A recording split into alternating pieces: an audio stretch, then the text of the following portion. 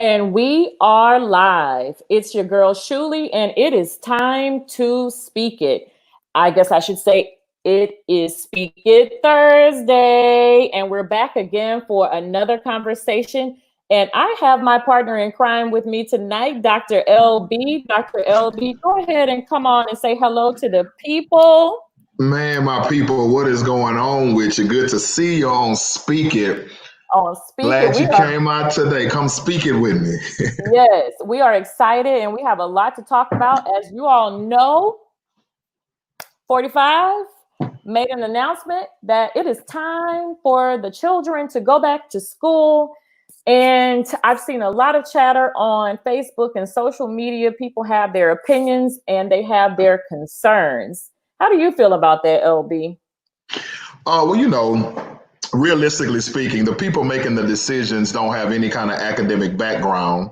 So for you to be kind of making those kind of decisions it really doesn't make sense right now at this point, right?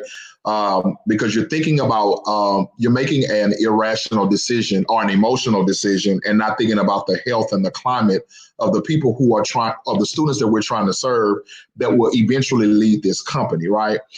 So yeah, I'm not feeling him. I'm not feeling him as president, but I didn't vote for him. I'll put that out there. How about that?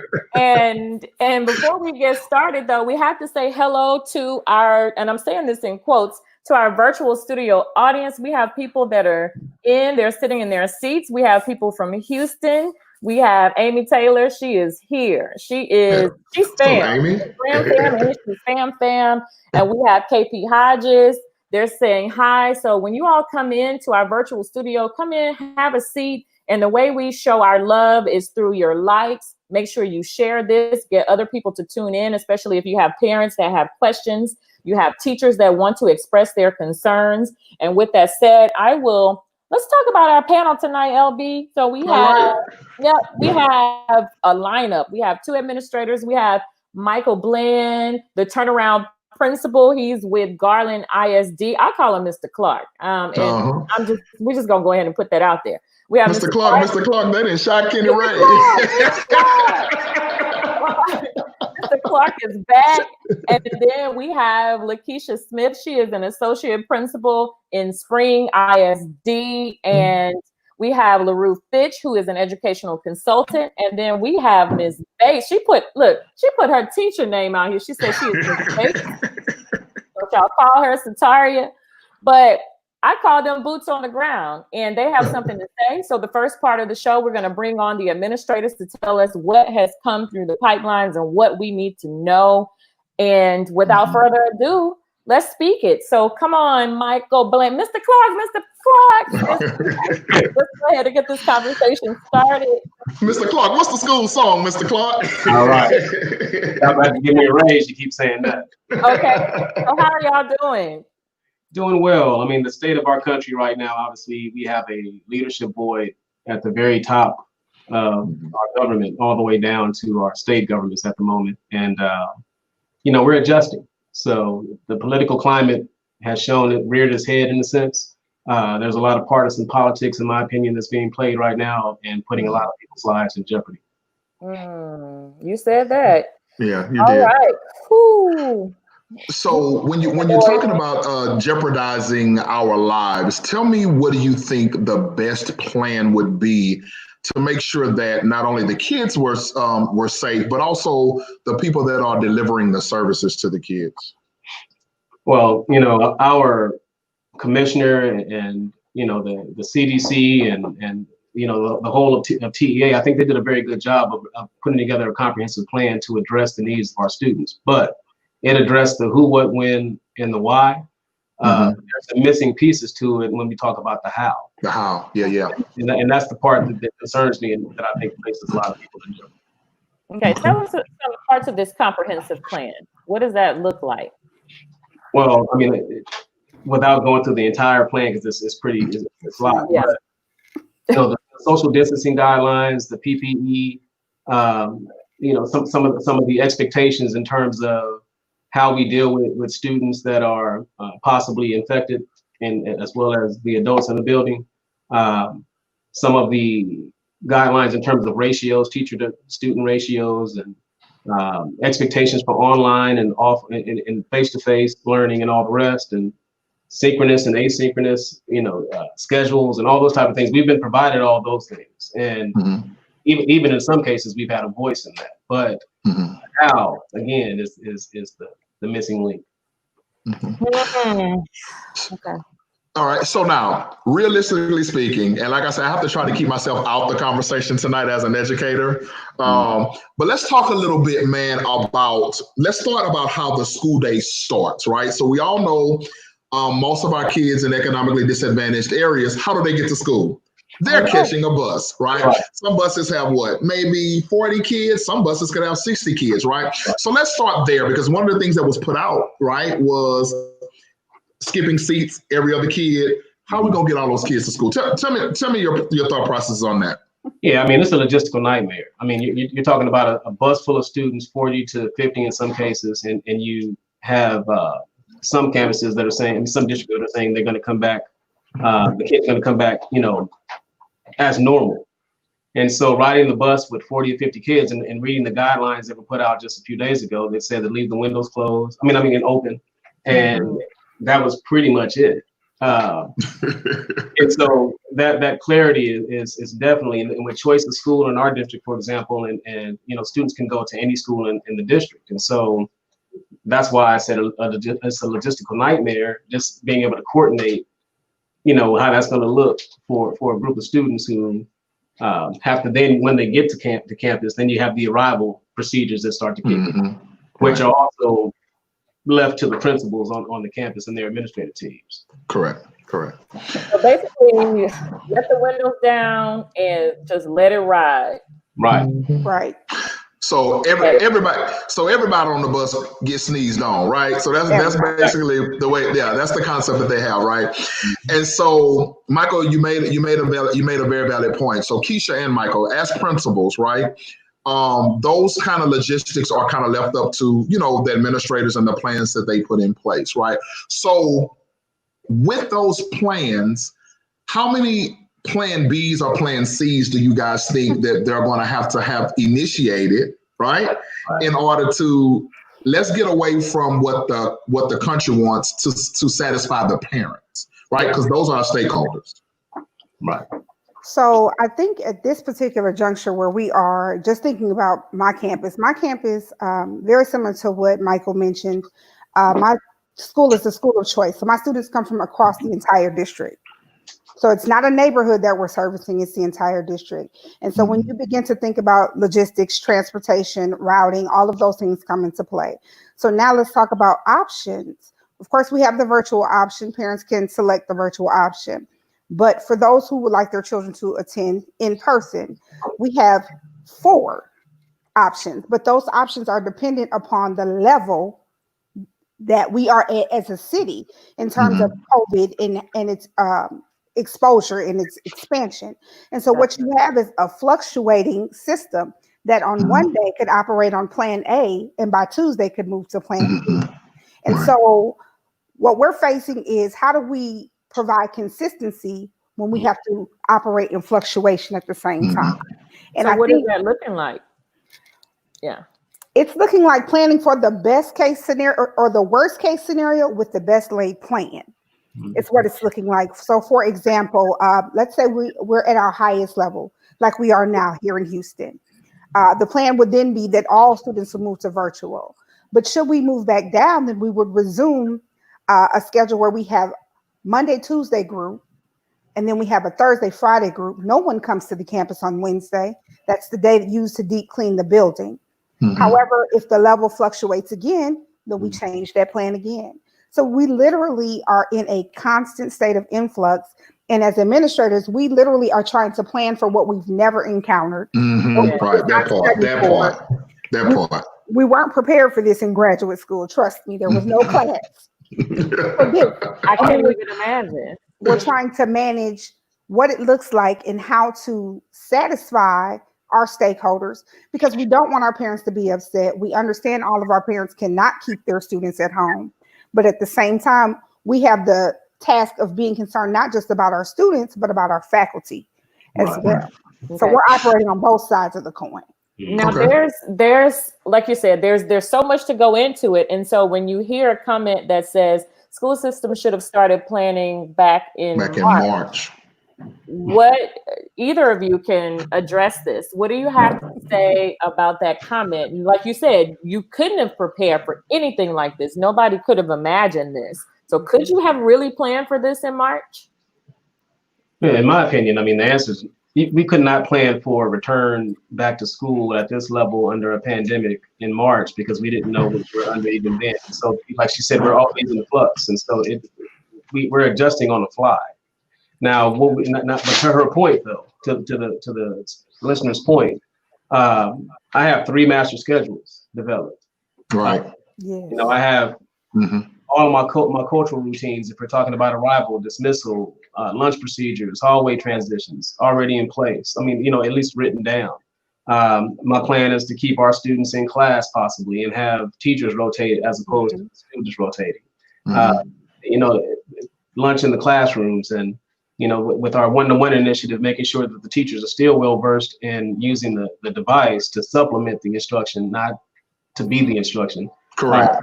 To still minimize the contact between student to student and adult to student. Things like talking to my school nurse and we're talking about procedures and things that she can do to make sure that we don't have students, you know, piled on top of one another. And then when we do get a kid that has symptoms, whether the protocols for that and all those things are given to us, but in real time, that looks a little different. Right. And then and still there's some question marks about all the things that I just said in terms of what if something goes wrong or goes wrong, how do you adjust it, address it. So. And what if a kid is asymptomatic? Right. Correct. That part. Or the adult. And so just kind of piggybacking off of both of what you guys said, right? So one of the articles that was released from our I'm from 45's cabinet, because you know I'm not acknowledging any of them. Who gonna check me?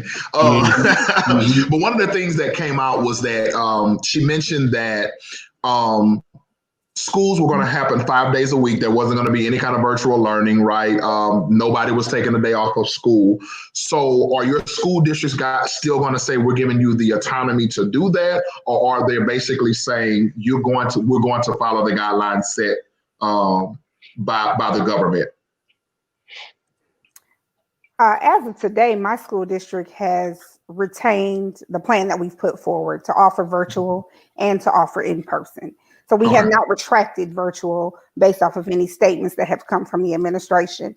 Now I know that statement was made, and this is my personal plug. It's not connected to my school district, but in having this conversation, I have to remind myself that a lot of the policymakers don't have students who are in public school, did not have students who attended public school.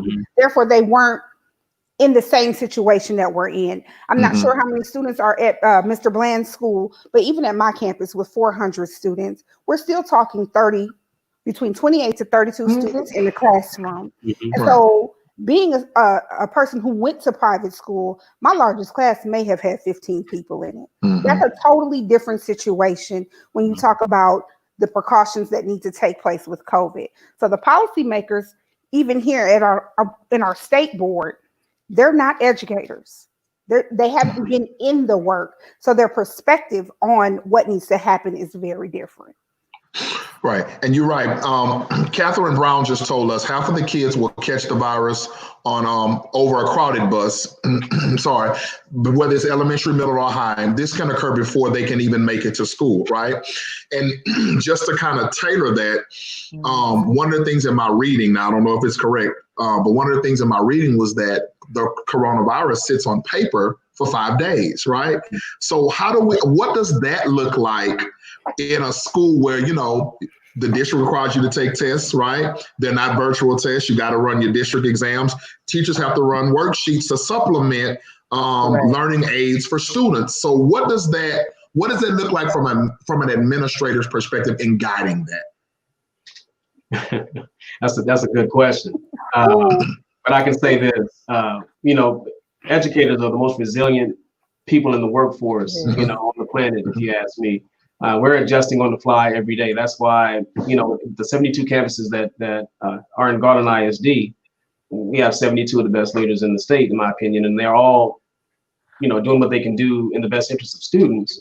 But policies, procedures, and guidelines make up systems, right? And systems drive the efficiency of your campus. Correct. Also, the safety and security of your campus is dependent upon those systems. But it all still starts with leadership from the very top.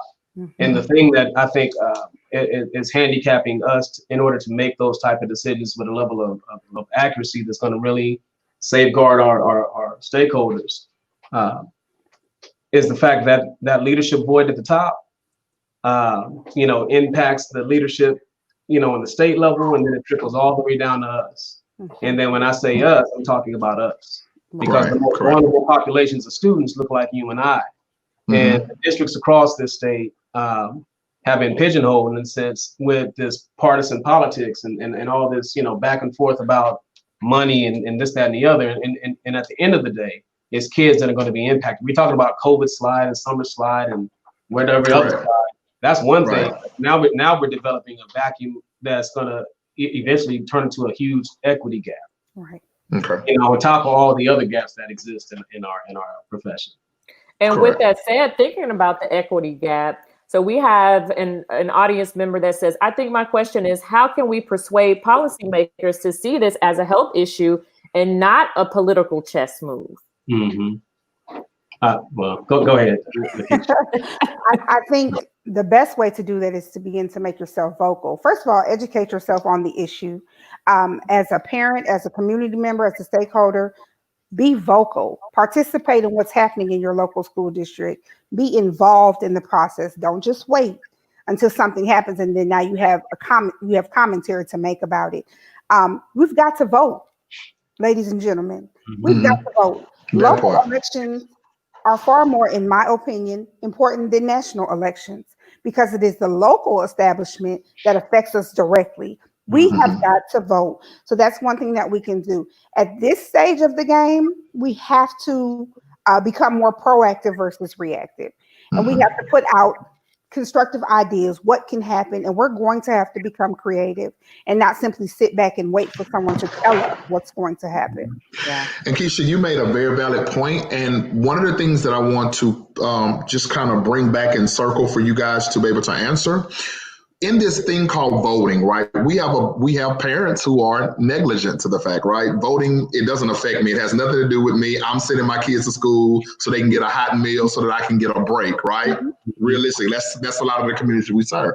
So how do we get those parents who basically control the bulk of our population at the school to get them to understand that their voice is important? Because we speak it because these are things that were instilled in us, right? But everybody doesn't have that same outlook. Mm-hmm. So give me a little feedback on how you as administrators get them to have that voice. Yeah, so I mean, in a nutshell, our buildings are part of the community. In fact, it's an extension of the community. And so the community is impacted by the way our schools are ran. So when we empower students and we empower families, we change communities. And so empowerment should be our number one focus. Our buildings are not just open 8 to 5 or whatever our hours of operations are. It's before school and after school as well, and on the weekends. So bringing out parents and having open forums and community chats, and we do things with our parents to talk about grading or talk about how to use certain software. Right. But let's talk about that. If they don't vote, they don't have a voice. And so collectively, if we can empower and use our campuses as platforms for parents to be able to speak out again, and have conversations starting with the superintendent and then up, your board members, your mayors, and politicians, local politicians, that's pressure. And so a collective voice is what we truly need, in my opinion, to empower young people as well as parents to combat some of the things that are going on. Also, us as educators, we have to jump into the political arena to a degree. Absolutely. And I'm talking about going down to Austin and going to DC and lobbying on behalf of the people that are. Yeah, man. There you go. That's what we really truly. We have TPI, we have other organizations that we lean on for those type of things. But then also understanding and knowing the political process. You know, a lot of people get turned off because on national elections because they don't understand the electoral college, or they don't. But the local, elections are, in my opinion, are far more important than even the national elections. Correct. And so they determine what that looks like. And so again, knowledge is power, and we have to also. Just speaking of the Shield, I thought about my fraternity, right? We have lobbying groups. We have groups of individuals that can come together and speak on behalf of the people. And I was taught when I was in school that a voteless people is a hopeless people, right? So we have to take those things that we say and the shirts that we wear and the things that we say we stand for and put it into action, and not just walk around and wear a shirt. Right. And that was key. Go ahead, Shulie. I'm sorry. Okay. There's so much, and I want to join the conversation at this juncture. I think it's important to go ahead and bring in, I'm going to call you Fitch and Bates, to go ahead and bring them in on the conversation, since we're talking about community and we're coming up almost to the first break. But I want to introduce them and get them in because this conversation is so good, and I'm watching them, and I feel like they got something to say. Yeah. They're ready to talk. They're ready. But oh my gosh. So first of all, thank you so much, Mr. Clark, and seriously, Principal Bland, and everything that you talked about, and LaKeisha. And we have other people coming in on this, but like you're saying, from the political aspect of it and just doing our part, that is so important. So I want to hear from Miss Bates right now, from everything that she's hearing. She's hearing this as a teacher that's going back, elementary school teacher. So you're hearing this from the administration. What are you feeling right now? Well, my first official day is to be August the 6th. It's about 4 weeks. I'm on the fence about it because of the little kids. Once you walk in the school building, first thing little kids want to do is hug you, just run up to you and hug you. And, to see them do that, that's special. And going back to school and being able to say, no, you can't hug me. We got to stay 6 feet away. That may do something to them mentally. And for elementary school, middle school, high school, my main concern is their mental state right now. The kids' mental states, the teachers' states, even the parents' mental states. Because if you look at it, the parents have been with them since March.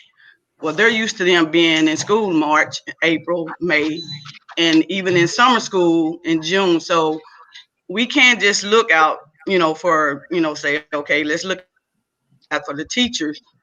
We also have to think about the parents, because some of them probably, are having a hard time with kids being at home right now. All right. But for me personally, I can go into work. Go ahead. When I was saying, you said something real valuable, right? You said something real valuable. Elementary kids, they love to be loved, right? They want to touch, they want to kiss, they want to share pencils. Yes. They want you to know that they're the most important person in class. But I know this, I can speak to you because I know the kind of kids that you service, right? With those kinds of aspects, do you think that the lack of touch or the lack of, I'm going to just call it just a lack of touching and those kind of things like that, do you think that will affect their academic success? Yes, I do. Okay.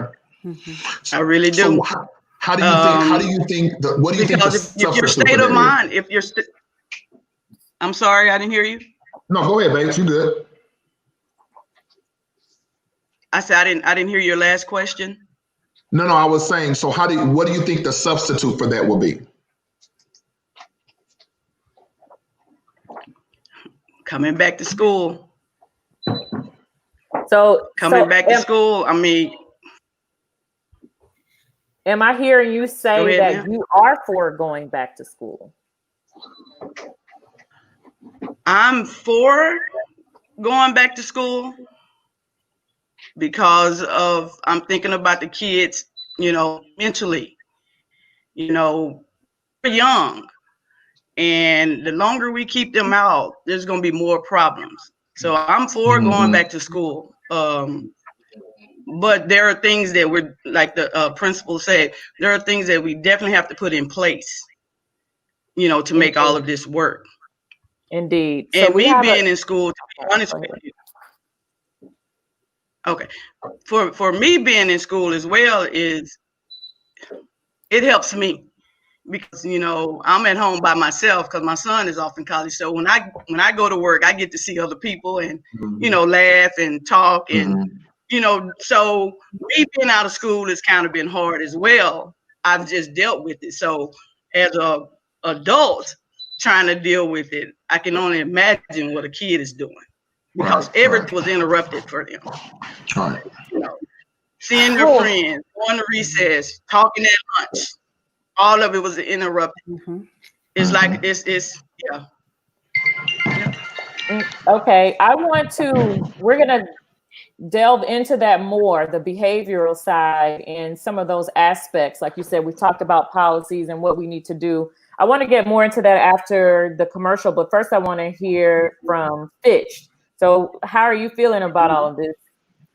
I'm feeling really well. Thank you so much. The only person outside of Texas, I'm from Chicago, so really outside of being here with you guys, but I appreciate it. I see my frat brothers online, so it's all good. I'm feeling safe today. First, you know what, before I start off any conversation regarding these matters, I like to give a lot of appreciation to the medical professionals, also the first responders out there working hard and relentless. And I know my frat said he doesn't want to mention the name, he calls him 45, but you know, Trump is catastrophic, you know, in his leadership regard. You know, just the federal government hasn't done anything with this global pandemic, right? Correct. And as our former Secretary of Education said, Arnie Duncan, Trump is irrelevant, right? And I do agree with Ms. Bates to an extent. We must be strategic and proactive. I know Brother Bland spoke on having a schedule. He has a 3-part schedule. We need to make sure that we have a modified schedule to meet the needs and serve the community, because it's going to happen. And even with the rhetoric that he's currently displaying out there and comparing us to other countries and saying they're opening it up and he's going to cut off state funding, let me tell you something. Federal funding. We only receive 8% from federal funding. That's the point right there. Right? That's the point. We have to educate our community to understand that, because ignorant people don't realize that only 8%, that is nothing that states get, in comparison with states and regarding the district area, the local taxes and things of that nature. So we need to be a little bit more strategic with that. We have to be proactive instead of reactive. We must have a virtual schedule. And me being a former principal, I've always coached my teachers around building capacity within blended learning. And how does that look? Google Classroom, how does that look in the classroom? Making sure that happens as we transition from the traditional style of education to more of a competency-based education where students are taking ownership. If something happens, right, like the pandemic, the cycle could continue. Now, what Ms. Bates said with the social emotional component, I totally agree with that. Me having little kids under the age of 8, they're so touchy-feely at this much, right? So that does hinder their capacity to grow academically, because that social emotional component at the early childhood level is so critical. So there's a lot of moving factors, but I think too, guys, if we can be a little bit transparent, I think as a community, we need to take the appropriate steps. Let's take education and move it to the side and focus on what are we going to do as a community, right, for the next couple months, because what we're doing outside without social distancing, showing up at these bars, not wearing our masks, that is hindering our babies from actually going to school, right? So a lot of this is reflecting on us, what we're doing in the community, right, to make sure that we are putting them in a position where they can be successful. So, I have a lot to say, but I'm just going to, end it right there, but just to make sure. That's perfect. That's perfect, because it's commercial time. So we'll be right back after this commercial break. You have tuned in to HOH 77.7. I'm your girl Shulie with my partner in crime, Dr. LB, and we have this panel. We'll see you back in a few minutes. Okay, so you guys, we can just keep chatting it up over here. You said something that was really important, man. And I don't really think that even some leaders don't know what you said, right? And when I say leaders, I'm talking about building principals. I'm sure superintendents know those kinds of things. And so the biggest thing that concerns me, and I'm really talking to more so the leaders, Bates, I'm gonna come back to you, is why am I not hearing principals, right? Assistant principals, area soups. Why am I not hearing them speak up and say, you know what, we'll make it work, right? Or we'll do what we have to do. Because I kind of feel like there's they're somewhat afraid that if they speak up, they'll lose their jobs or kind of things like that. Why aren't we hearing more from them? Yeah, I mean, I'm speaking up, and the people that sit next to me, poke the bear ain't nothing for me. We go poke the bear. You know what I'm saying? It is what it is. I mean, and the job, this is a career. So you can lose a job, but you can't lose your career unless you do something, right. Level that you can't rebound from. So, at this point, it's about boots on the ground, philosophies, ideologies, and all that stuff pushed to the side.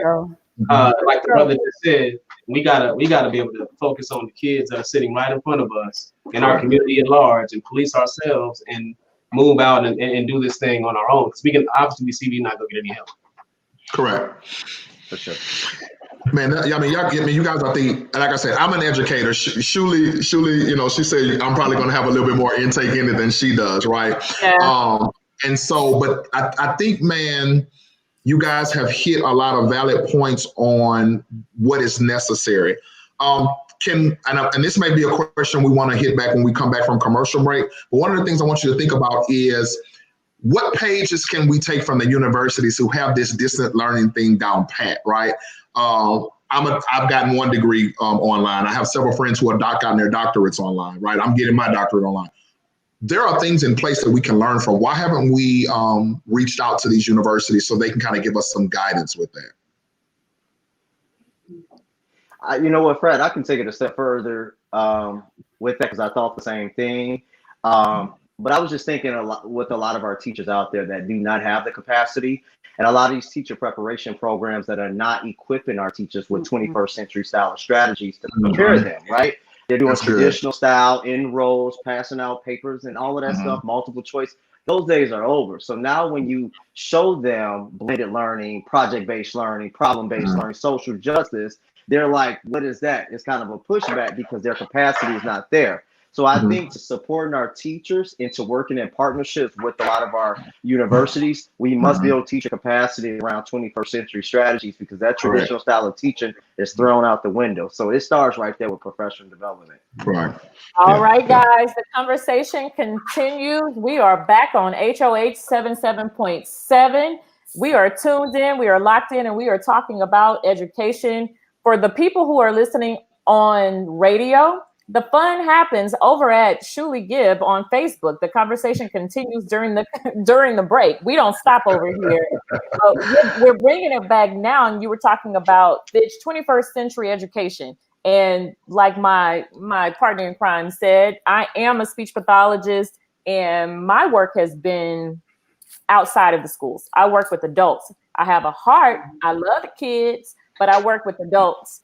And this subject matter it's near and dear to my heart. And so you're saying 21st century education. What does that look like? How do we move into the 21st century? Because I think that's kind of what we're facing right now anyway. This has proven to us that something has to give. Right. Absolutely.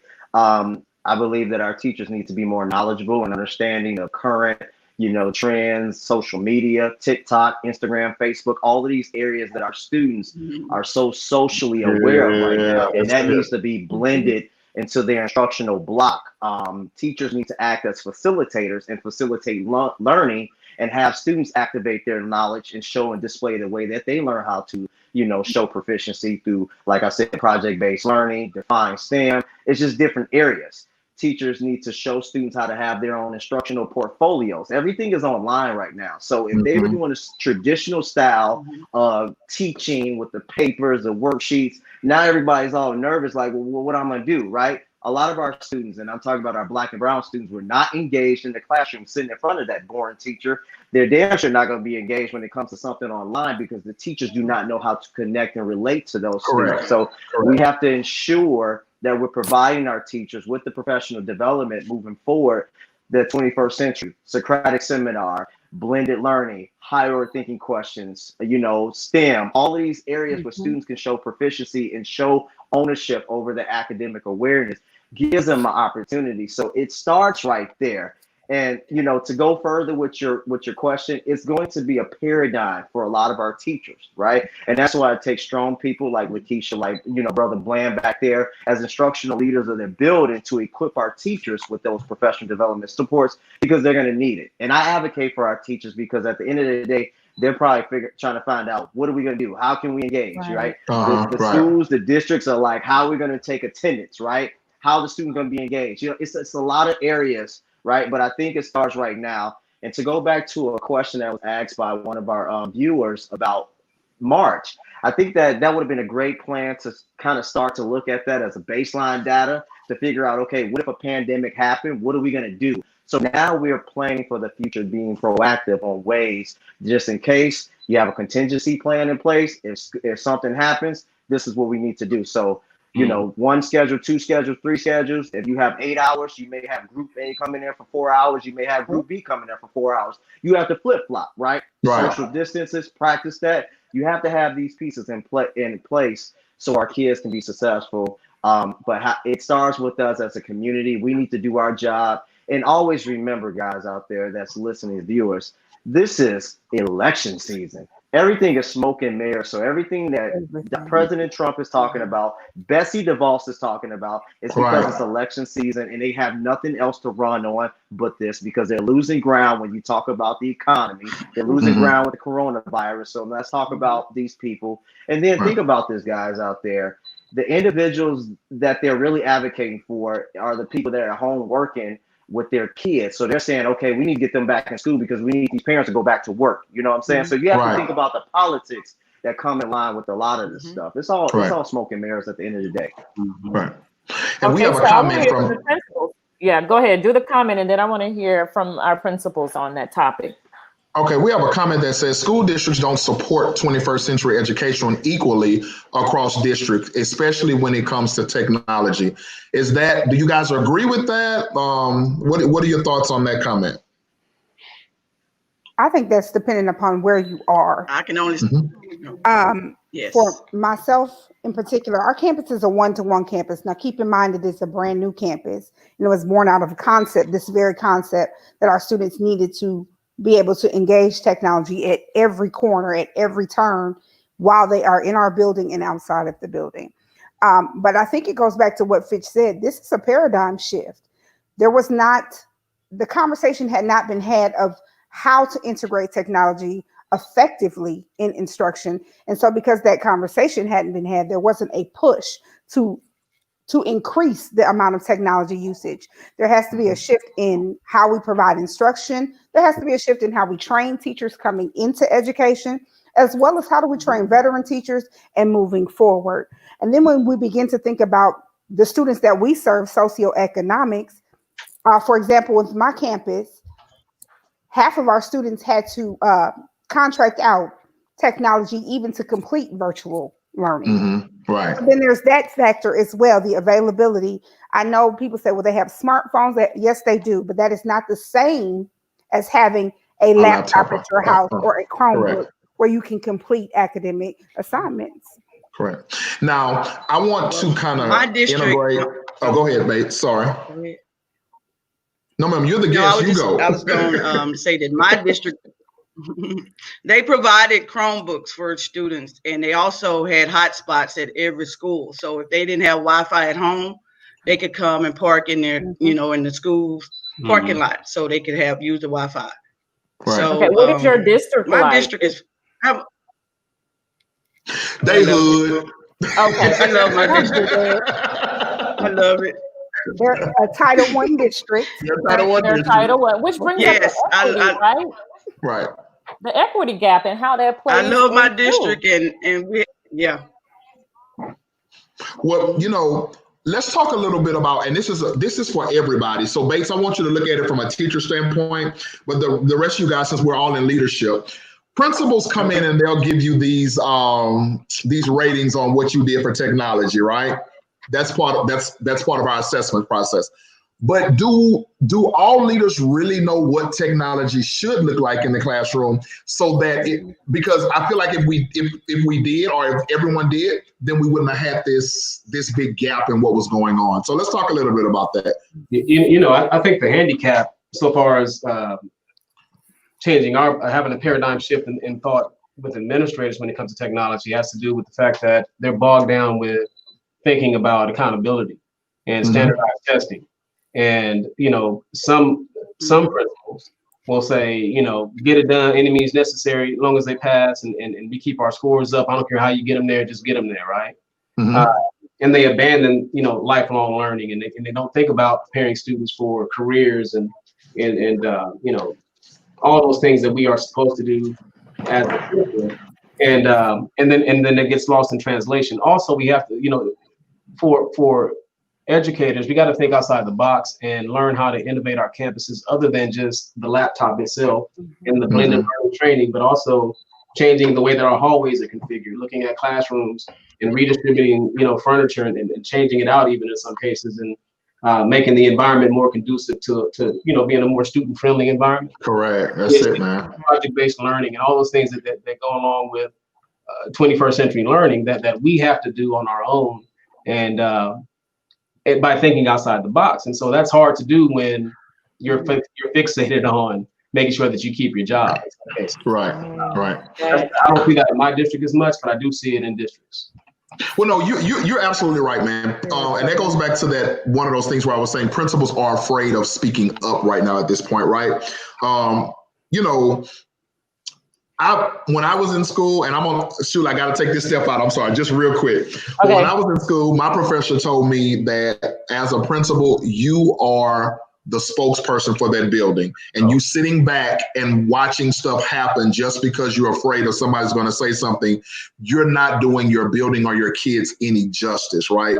And I just kind of feel like we have to get away from that. Michael, you said this good, right?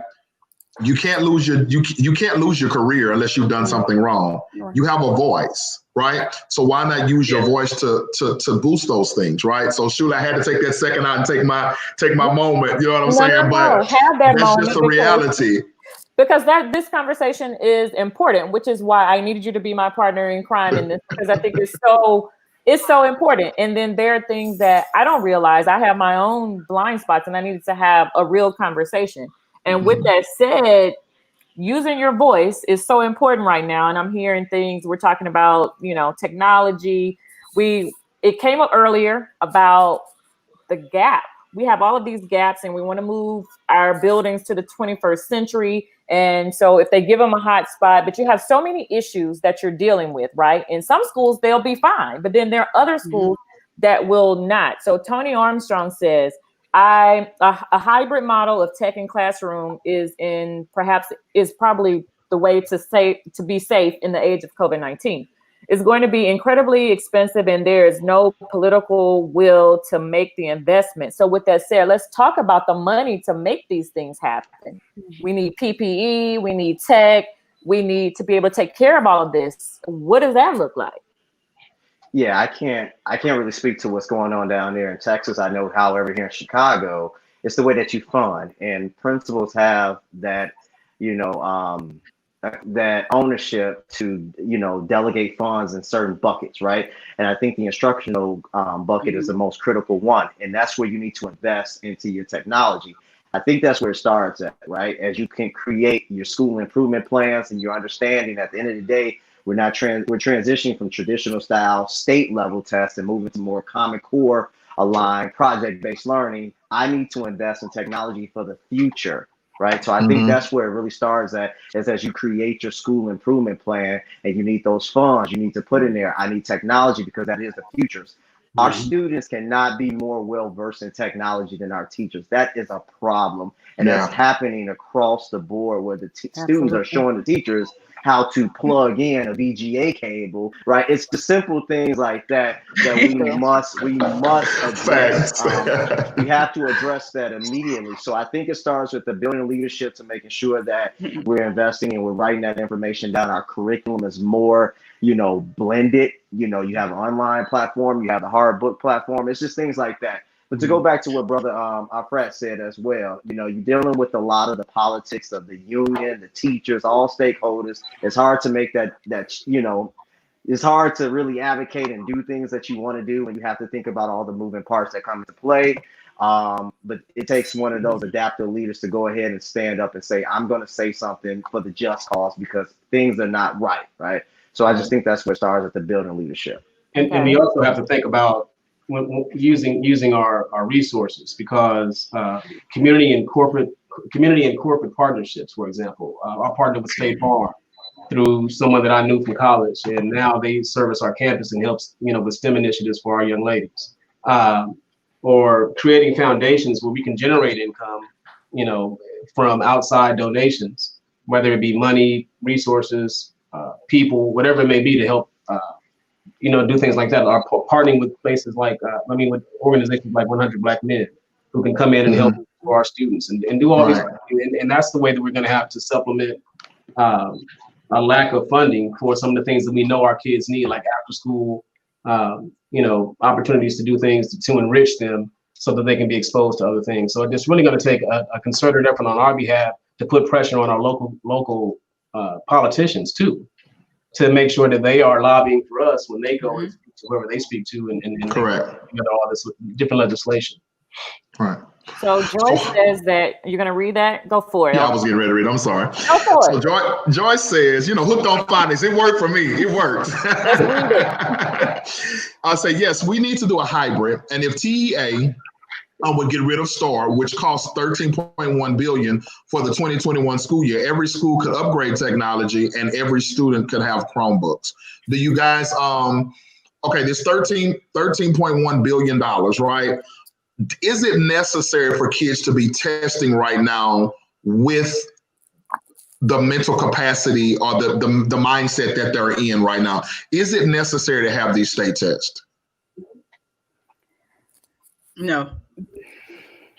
There's a necessity to know where but I know we're going to have them. I'm sorry, go ahead. Mm-hmm. What were you saying, Ms. Bates? Right now, I was saying right now, no, because if you think about it, okay, when we left in March and you still had kids who were struggling in March and July, and some of those same kids are probably still struggling because they didn't get what they really needed. They got what their parents could provide for them. So it's like we're gonna have to play catch up with some of the students, so they can get on level. Right. And they shouldn't have to worry about, a test. Right. We assess students to determine whether or not they've mastered content, where we're assessing their level of knowledge. And so that could be done by various means. It doesn't have to necessarily be standardized testing. Preparing kids for SAT and ACT so that they can enroll in college is more important to me than state testing from year to year. Yes. If they hit the mark. Yes. And you got to think about it in our state. If the passing standard is 30% and the kid hits 40%, and then they consider to be passing, and then they move on, and by definition that kid doesn't have the gap. You just put lipstick on the pig, actually. So we have to change our mindsets in terms of how we look at our school system as well, and realize that the power is not in the hands of the legislature; it's in the power of of the educator. Correct. Now that 40%, right? So that's what kills me. And 40% passing, that's still an F, right? So if the kid is already behind, like Ms. Bates said, right? They come in and they made a 40, they got a 30, 35 the year before. So we've shown growth and they've moved to another strand. What do you think that is going to look like for the 21-22 school year? Because those gaps are still going to be there, right? How do you think that's going to affect us? I think unless we focus this school year on closing the gaps that exist and the gaps that have widened as a result of this pandemic, you're going to see a continuation and an extension of that. So in terms of eliminating state assessments, that's not what we need to focus on. We need to focus on the equity in education and making sure our students are receiving what it is they are entitled to, and that we're giving them the best education possible, and focus on identifying the gaps, closing the gaps. What do we need to do to move our students forward? We need to look at the growth process versus the end result. Correct. That's real. That's real. And to add more to what LaKeisha is saying, what we're noticing before this pandemic occurred, right? There was a huge gap when we talk about the achievement gap. We're no longer looking at achievement gap between black and white. We have an achievement gap between black and brown. Our brown students are outperforming our black students academically, and we need to look at that. No one's talking about that because it seems like it's a ploy, right? Like they're supposed to outperform us, but no one's talking about that. We have to address that. I don't think investing into all of these different, achievement level assessment is doing anything. It is all politics. At the end of the day, people are lobbying for work. It's all funds. It's all data to show how low we are. I think what we need to do, and it goes back to what the viewer said, have our teachers create instructional plans based on the needs of the students in the classroom and have them use that as a way to progress monitor so we can show growth. We should be doing this because it's a just cause. We should not be investing into all of these billion-dollar, assessments that's just showing what Johnny's still 3-4 grade levels behind. And we're like, at the end of the day, what does that mean? And we should not be taking state assessments at this moment. It does nothing for our kids. We need to do what's best for them. And I'm just saying, to work on their social emotional and to build that sense of urgency in their learning, project-based learning. I'm gonna be honest with you guys. Project-based learning is the key. Okay. We're gonna finish this. Stick a pin in there. I see you. You got a question, LB. But we're getting ready to wrap for radio. We can continue the conversation for a few minutes longer once we wrap that. But how can they reach out? Like if they want to stay connected, ask questions, how can they find you, Miss LaKeisha? You can locate me on Twitter at LaKeisha, LaKeisha Smith 1, and send me a message. All of my other social media pages are closed, but if you send me a message on Twitter, then I'll invite you to the other pages. Okay. Come on, because these comments are popping up here. Okay. Michael Bland, how can they find you? They can reach out to me on LinkedIn just under my name, Michael Bland. Okay. Fitch, how can they find you? And then tell us something quickly about your book too. How can we get your book? Yeah, absolutely. You can find me going to my website, laruefitch.com, LarueMFitch.com. Also, my book is available, Breaking the Education Code, the instructional guide for enhancing teacher capacity while increasing scholar achievement, the end to pulpit teaching. Okay. Miss Bates, how can they find you? You can reach me at Twitter at Deshan, DESHAN 1970. Okay.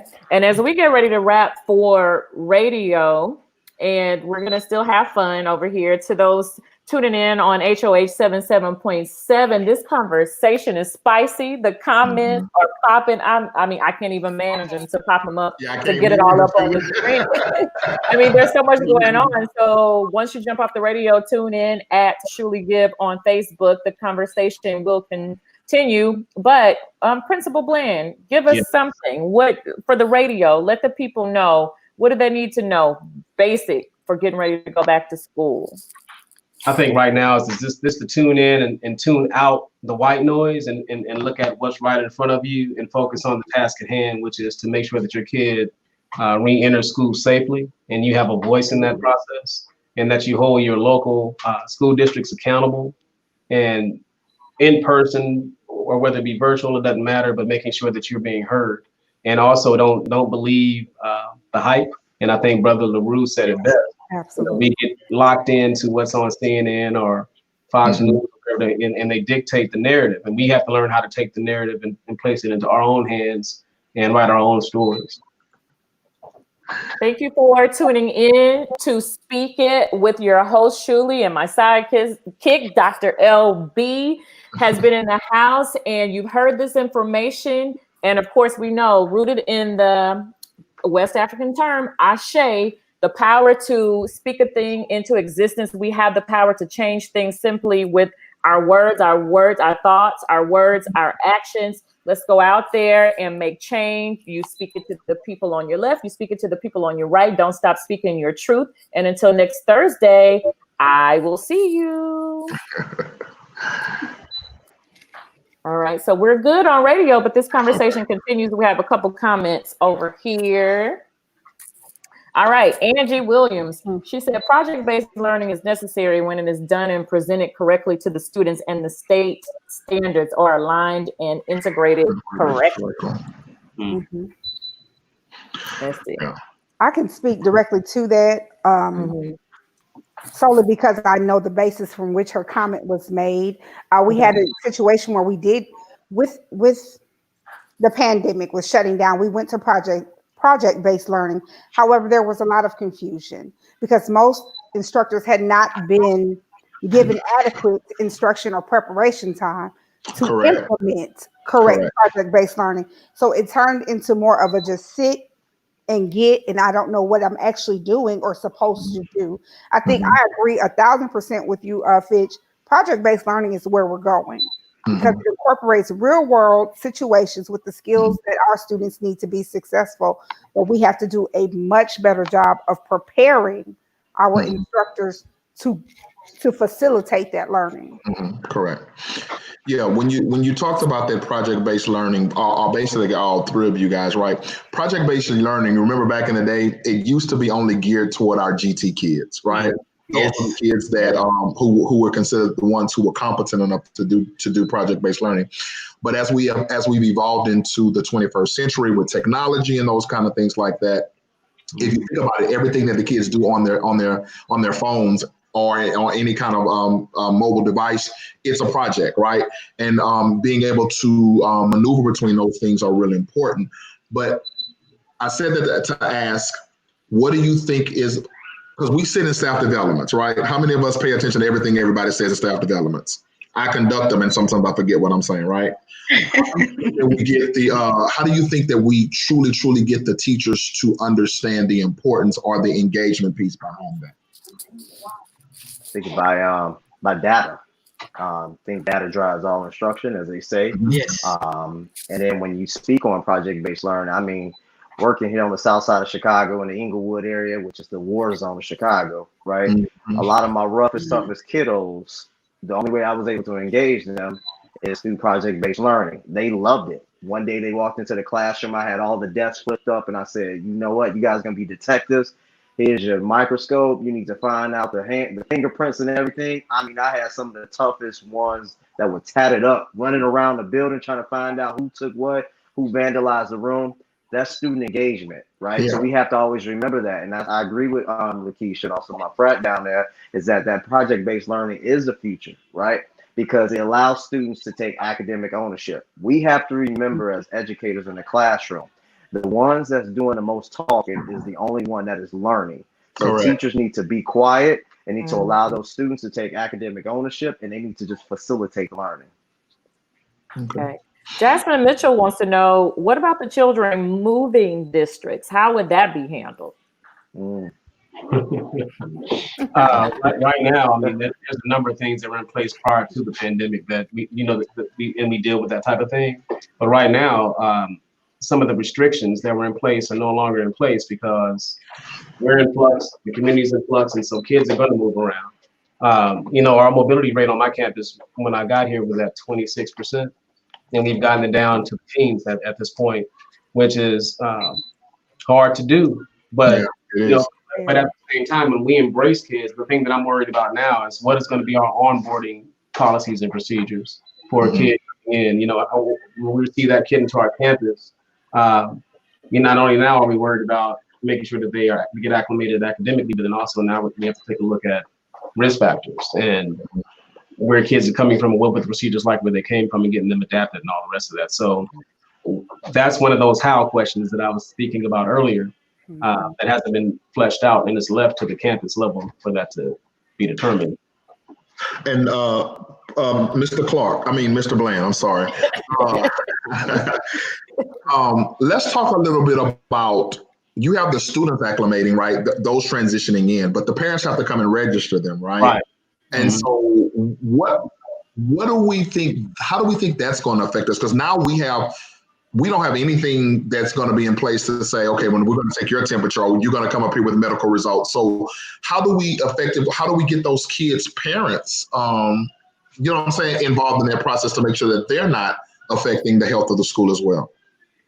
Right. So, isolation is the key word. And so the way that our school is set up, we have vestibule. So when someone comes in, they have to go through 3 layers of, doors to get to the main campus. And so I have a nice conference room that I think I'm going to turn into now our waiting area.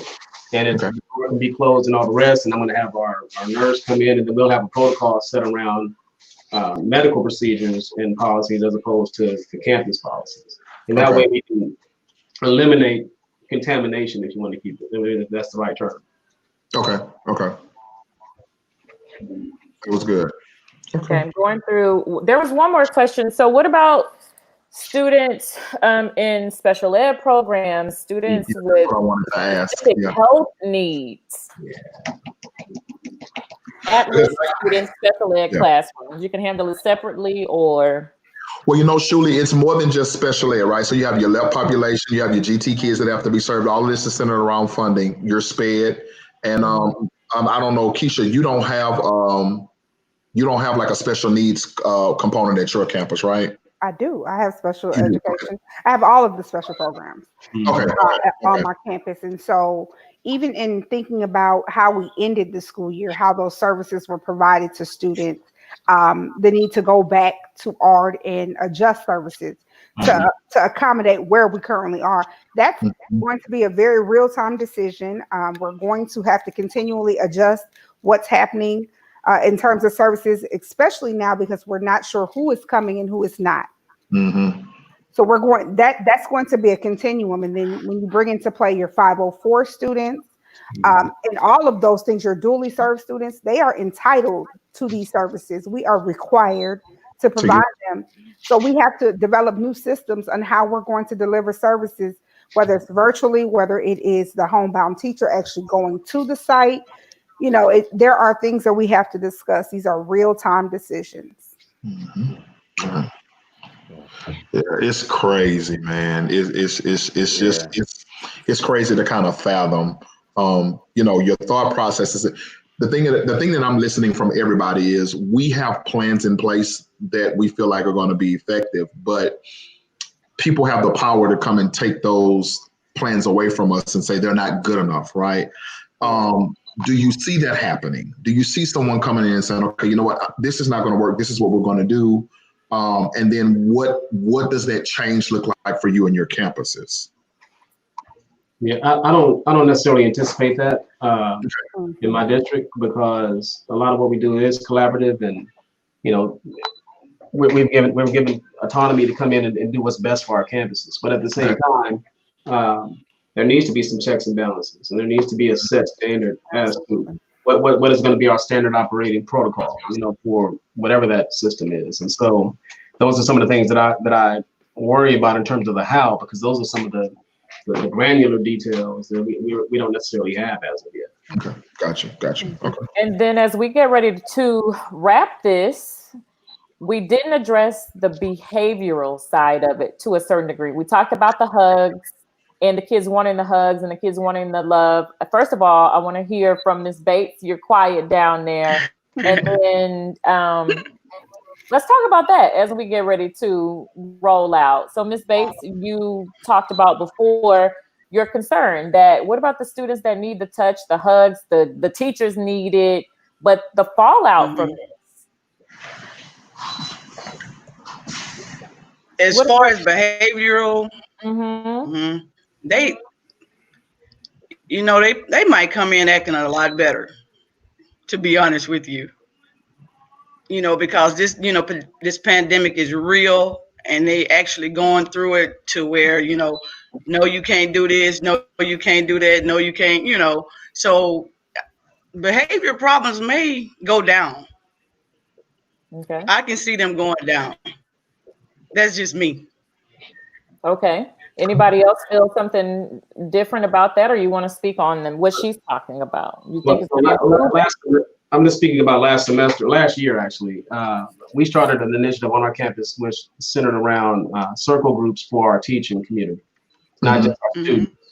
And those check-ins and 30-minute, roundtables of sorts that we do with our advisory period, we've now turned into a way for our staff to communicate and implement things that deal with self-care, for example, or conflict resolution. We also have a social worker on my campus because we have a program here, and that's one of the requirements that we have a social worker, which really helps us out a lot when it comes to SEL and mental health and things like grief counseling, being able to really, the pandemic has so many different avenues that affect us to the point where our campuses have to be equipped to take on whatever is happening in society. And so that social worker, I've tasked her with coming up with some things that we can do, not just to keep morale up, but now just to make sure that that our mindsets are fully, intact when we come to work, and have outlets to be able to speak with someone about things that are pressing or bothering us. Because right now, it's a high stress environment already on campuses, and you add this on top of it, and it just basic. Correct. Did you see? Can we read this comment by? Do we have time to read this comment from Alexis? Yeah, go ahead. Mm-hmm. Okay. She says that sad to say, keeping them in one classroom all day will probably cause behavioral issues to grow. And I heard some of you say that you're thinking about moving teachers versus moving students. Ms. Denton is a teacher. She used to be one of my teachers. So what do you think? Do you necessarily feel like that will be an issue if we do leave them in there all day? They'll get antsy? I think they're antsy now. Sitting at home, they're antsy. So the level of antsiness, it may change when they arrive on campus. It may not. For some students, campus life is consistency for them, and it alleviates anxiety. So as far as being in one classroom versus moving around, it's a different structure. My campus is middle school, so my students are used to moving every 45 minutes like clockwork. So that will become a new norm, if you will. But it's going to be up to those teachers who are rotating to those classrooms to keep up the standard, to establish the norm, to enforce it, and to ensure that the students are a part of what is taking place and the model that's set for that classroom. Good. Indeed, Dr. Baker says that social emotional development is just as important as academic development, perhaps more important. Absolutely. More so. That's true. Yeah. If you think about it, research shows that kids that start school prior to kindergarten typically do better as they matriculate throughout their academic careers. And a lot of that earlier childhood development is not centered around like the ABCs and 1, 2, 3s, but it's centered around teaching them how to talk to kids, teaching them how to share, teaching them how to do those things on top of that academic basis. So yeah, that is very, very important, because kids go to school to socialize, right? 75% of it is to socialize, the other 25% of it is to learn, right? And so and so engaging that piece, that social and emotional piece, is going to be real integral in their success moving forward in the 2021 school year. Yes. And then we have Crystal Cooley Harrison. Hi, it's my line sister. Children are going to need reassurance, routines, and regulation. So talking about behavior, these are suggestions from our educators in the office. And then we have my other LS, Rocky Road, who is a counselor. She said it's important to discuss safety concerns, social distancing, empathy, caring, and ways to still show all those things, but in a safer way. Exactly. And then one question. That's that Graham fam coming up with these excellent comments down here. I just want to make sure that the world knows that these people are from Grambling State University, baby. Hey, love them. And so then Kimberly Thomas has a question. What are some of the different strategies being used in the training of parents to implement the project-based learning effectively? Seems like that is the hot topic. I think it's worth exploring a little more. Right. I think that question lends itself to something Brother Bland said earlier, with making sure that the school becomes an extension of the school is an extension of the community, and that we bring parents in, not just for parent-teacher conference, but bringing them in and educating them about what happens here, what we can do. That is going to be, I don't want to rely on districts to say the district will do it. That's a campus thing. We have to incorporate that. We have to teach parents. We have to be intentional about bringing them in and spending the time to reassure them that so they understand what is supposed to happen with these projects. One of the, if I can use the word complaint, I don't like to use complaint, but one of the biggest complaints I heard from parents was that they had no idea what their students were supposed to learn with the project-based learning, so they did not know how to help them. And as a parent, there's no greater fear than to not know how to help your own child. Correct. Yeah. So as a school, that is our onus. We have to develop strategic programs to train our parents to assist their students at home. I think he should not only train them, but And if I could, you can't get discouraged, right? Because they didn't show up this time, right? Right. So with that piece, how many times do you think is appropriate? I know this is a rhetorical question, but how many times do you feel like it's important for parents to be successful in learning, in coming to these kind of things? How often do you think they need to engage in that? I think they need to be engaged just as much as the student is engaged. And we need to look at our parents as thought partners and really have that collaborative relationship with our parents, and not just hand them a rubric and say, okay, this is due on such and such date. That does not help that parent. Correct. But really having these days, like, Brother Brand said, come in, let's make this a community partnership. How can I support you? What service can I offer you? Understanding and having a sense of empathy that our parents work a lot, right? So they're going to need that support. And a lot of them are so disconnected when it comes to education that they're going to need that professional development support. So it's just engaging them, showing them that, you know what, we're in this together. And at the end of the day, you guys are working through it collaboratively, talking with the parent and not talking at the parent. Correct. And also utilizing opportunities to engage parents when they are on campus. So when you have your, PTA meetings are one thing, but when you have a football game or basketball game on campus or a play or whatever it may be, that's when you take the first 15 minutes to do your announcements, which are really, ways to get them engaged and let them know, like, at this time we're going to be doing this, or even have your labs opened up and say, before you pick up this report card, please come through the lab and learn about how to use Skyward to access your kids' grades, for example. So little things like that, I think are good strategies to keep them informed. All right. Well, then, and I think you addressed this a little bit too. And what happens when the parent doesn't ever show up? Don't worry about it. We have to plan for the unexpected. At the end of the day, as a former principal, I remember we had basketball games. I used to align my open house to the basketball game, so the parents to show up. Picture days, trips and stuff. I make sure I align those different activities because parents are engaged when it comes to those things. So we have to understand what type of parents we are dealing with, and we have to understand that we are in a community to educate everybody, and our parents need that education just as much as their child needs that education. Somebody said parent university, and somebody else said, we get them with the food.